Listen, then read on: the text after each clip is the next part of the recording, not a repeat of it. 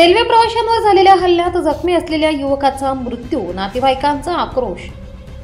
Nandurbar railway station येथे Jodhpur Chennai railway प्रवाशांच्या भांडणीतून Nandurbar railway स्थानकावर 2 राजस्थानी प्रवाशांवर स्थानिक 8 ते 10 इसमांनी जीव घेणा हल्ला केला होता। याच्यात चाकूने वार देखील करण्यात आले होते। त्यात 2 इसम गंभीर जखमी झाले होते। जखमी इसमांवर जिल्हा रुग्णालयात उपचार सुरू होता, मात्र उपचारादरम्यान एका प्रवाशाचा दुर्दैवी अंत झाला।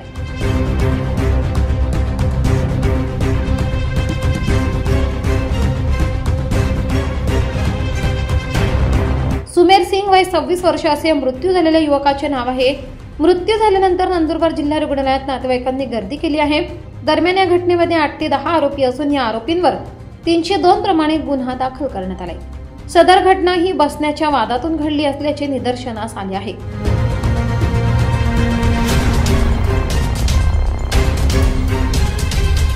त्यातील एका युवकाचा मृत्यू झाला आहे। आरोपी निष्पन्न झाले असून त्यांना लवकर अटक करण्यात येईल असे लोहमार्ग पोलीस विभागाचे उपविभागीय अधिकारी सूर्यकांत बांगर यांनी सांगितले। दरम्यान आरोपींनी जोपर्यंत अटक करत नाही तोपर्यंत मृतदेह ताब्यात घेणार नाही असे मृत युवकांच्या परिवारातील लोकांनी सांगितले।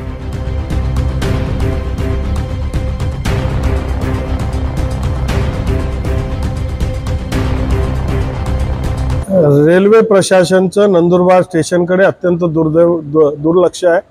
मग ते नंदुरबार असो, डोंडाईचा असो, अंमळनेर असो किंवा नवापूर असो, हा जो आहे ट्रायबल बेल्टच्या नावाखाली इथे ट्रायबल बेल्टला तुम्ही अधिक लक्ष दिलं पाहिजे। इथे कुठल्याही प्रकारचं लक्ष न देता इथे CCTV लावले नाही आहेत। अवैध धंदा मोठ्या प्रमाणात चालू आहे। चेन स्नॅचिंग, मोबाईल स्नॅचिंग या घटना पॅसेंजर्स ऑल इंडिया लेवलवरनं पॅसेंजर येतात। रेल्वे प्रशासन कधी जागा होणार हा प्रश्न माझा आहे आणि म्हणून रेल्वे प्रशासनाने जागा होऊन तात्काळ CCTV, तात्काळ ॲम्ब्युलन्सची व्यवस्था, इथे पोलीसची व्यवस्था केली पाहिजे। काल नंदुरबार रेल्वे स्टेशनवर रेल्वेमध्ये एक गुन्ह्याचा प्रकार घडलेला आहे।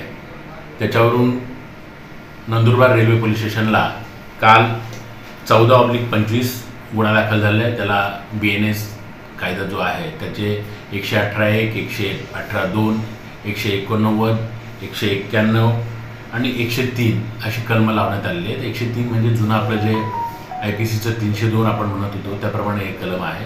मर्डरचा गुन्हा दाखल करण्यात आलेला आहे। याच्यात हकीकत अशी आपल्याला फिर्यादीने सांगितलेली आहे की फिर्यादी, त्याचे 3 भाऊ आणि आणखी त्याच्या गावातले 2 लोक हे काल चेन्नईवरून त्याच्या गावाकडे जोधपूरकडे ट्रेनमधून प्रवास करत असताना भुसावळला एक अनोळखी इसम त्यांच्या गाडीमध्ये जनरल बोगीमध्ये प्रवास करत होते। गाडीमध्ये बसला आणि तिथे त्याची काहीतरी जागेवरून बसण्यावरून काहीतरी वादावाद झाली आणि मग त्याच्यातला जो आरोपी आहे त्या आरोपीने काही लोकांना नंदुरबार स्टेशनवर बोलवलं असं त्यांचं म्हणणं आहे आणि नंदुरबार स्टेशनवर त्यांना बोलवल्यानंतर त्यांनी त्यांच्याशी मारामारी केली आणि त्याच्यातल्या एका आरोपीने चाकू त्याच्यात मारलेला आहे फिर्यादीच्या लहान भावाला आणि तो चाकू त्या पायाला पाठीमागच्या साईडने लागल्यामुळे अतिरिक्त रक्तस्रावामुळे त्याचा मृत्यू झालेला आहे आणि फिर्यादी देखील त्यालाही लागले पण त्याला किरकोळ चाकू लागलेला आहे। तो काही गंभीर जखमी वगैरे नाही आहे। सर, यात किती आरोपी अद्याप अटक झालेले नाही आहेत, कारण त्यांना फिर्यादींना याच्यात कोण आरोपी आहे काय आहे त्याबाबत काहीच माहिती नव्हती। परंतु आम्ही योग्य ट्रॅकवर आहोत आणि लवकरात लवकर आरोपी मिळतील। आमच्या टीम ज्या आहेत त्या तपासकामी आम्ही रवाना केलेल्या आहेत आणि आम्ही लवकरात लवकर आरोपी अटक करू।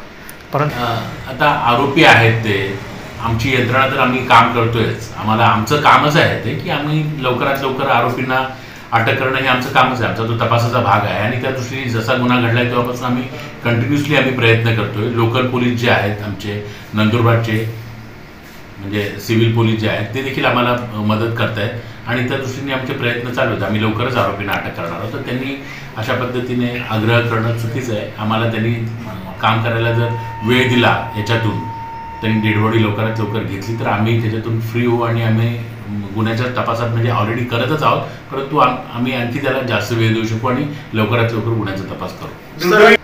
CCTV हा एक तपासाचा आम्हाला चांगला एक दुवा असतो, नो डाऊट, परंतु यापूर्वी काही CCTV नव्हते। त्यावेळेस आम्ही कामं केलेली आहेत आणि आम्ही गुन्ह्यांची निष्पत्ती केलेली आहे। आम्ही त्याप्रमाणे करू तपास, त्याच्यात काही आम्हाला प्रॉब्लेम येणार नाही। असता CCTV तर आमचं काम अधिक फास्ट होऊ शकलं असतं, परंतु तरी काही प्रॉब्लेम येणार नाही आम्हाला। मध्ये फिर्यादीचं म्हणणं आहे की ते जे त्यांच्यासोबत जो आरोपी प्रवास करत होता त्याने मोबाईल फोन करून त्यांना काही लोकांना बोलवलं, तर अशी ज्यावेळेस मारामारी झाली तेव्हा 8 ते 10 लोकांनी त्यांच्यावर हल्ला केला असं त्याने सांगितलं। वो थोड़ा बहुत कुछ सीट के लिए मातामारी हुआ था, तो बंदा वो 10-15 लड़का लेके आया फिर अगला स्टेशन में।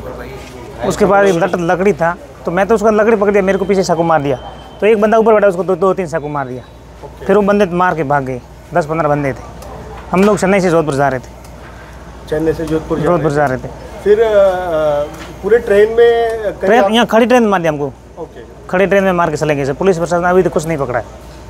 हम किससे मांग करते हैं आप बताओ? हम भारत में सुरक्षित नहीं, कहाँ जाएंगे बताओ? मेरा सगा भाई था, सुमेर सिंह नाम था, पिता का नाम जब्बर सिंह, ठीक है। उसका मृत्यु हो गया। मेरे को आरोपी अभी हाजिर चाहिए, गिरफ्तार होना चाहिए आज के आज, ठीक है। ये केस है जो भी जोधपुर ट्रांसफ़र करना पड़ेगा, ठीक है। अगर आरोपी मैं आगे बॉडी नहीं लेके जाऊंगा यहाँ से, ठीक है ना। कहीं मैं एग्रीमेंट करूँ, नहीं तो मैं आत्महत्या यहीं कर दूँ। मेरा भाई तो चला गया, उसके पीछे बस को मेरा क्या मिलेगा? ये संसार मेरा कोई है नहीं, माता पिता है नहीं, तो मैं क्या करूँगा? ऐसा सुनने में आया कि अगले महीने में उसकी शादी थी, क्या महीने 20 तारीख को शादी थी, इसी 20 तारीख को फरवरी में। एक बहन का शादी था, एक भाई का इसका शादी था, सुमेर का। क्या प्रतिक्रिया है फैमिली की आपकी? घटना आप खुद थे साथ में? हम खुद थे, 4 भाई साथ में। सीट के लेके हुआ था, उसको बैठवा दिया, फिर भी उसने बोला उधर खिसक रहे, हम खिसक गए। फिर उसने बोला मैं भाई जी गाली गलौज मत करो। उसने उतने में सबको फ़ोन करके बुला के चाकू मरवा दिया। आपका नाम? मेरा नाम करण सिंह, पिता का नाम जब्बर सिंह। हॅलो नवापूर न्यूजसाठी संपादक प्रेमेंद्र पाटील, नवापूर।